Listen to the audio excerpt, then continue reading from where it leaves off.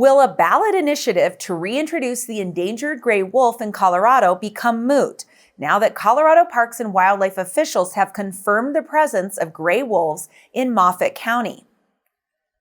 You're watching the Local News Network. I'm Wendy Graham-Settle.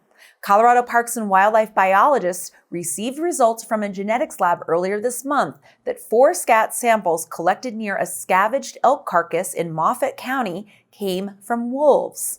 The confirmation is the first evidence that wolves have returned to the state since 1940.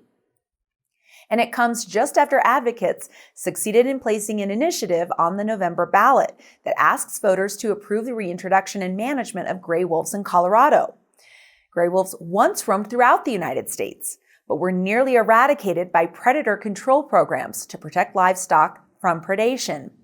The last wolves in Colorado were eradicated around 1940. The wolf was listed as a federally endangered species in 1978. They were reintroduced in Idaho and Montana in 1995 and Yellowstone National Park in 1996. The Colorado ballot measure was initiated by the Rocky Mountain Wolf Fund, associated with the nonprofit Rocky Mountain Wolf Project. If approved, the initiative would require the Colorado Parks and Wildlife Commission to reintroduce and manage Colorado gray wolves on the western slope by December 31st, 2023.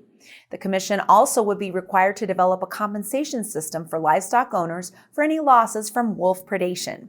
Proponents argue that Colorado ecosystems have been damaged since wolves were removed from the environment, because too many elk and deer cause heavy grazing along streams and rivers, causing erosion that disrupts habitats for beavers, songbirds, and other species. Wolves keep herds moving, and predation of weaker animals limits the spread of disease. Opponents include organizations like the Colorado Stop the Wolf Coalition, the Rocky Mountain Elk Foundation, the Colorado Cattlemen's and Wool Growers Association, among others. They argue that wolves will kill other endangered species and threaten livestock production, a mainstay of the western Colorado economy. And with the natural migration of wolves into Colorado, speeding up reintroductions is a waste of Colorado tax dollars. In the meantime, a compromise bill has been proposed by Democratic Senator Carrie Donovan that would set wolf reintroduction 2 years later and would require the state to find a new source of revenue to pay for wolf predation damages before they can be reintroduced in the state. The bill is under consideration of the Colorado Agriculture and Natural Resources Committee. If legislation passes with support of the Rocky Mountain Wolf Action Fund, proponents would have until September 4th to remove the initiative from the ballot. If you'd like to know more about the initiative, visit the Rocky Mountain Wolf Action Fund at wolfactionfund.com or the Colorado Stop the Wolf Coalition at stopthewolf.org.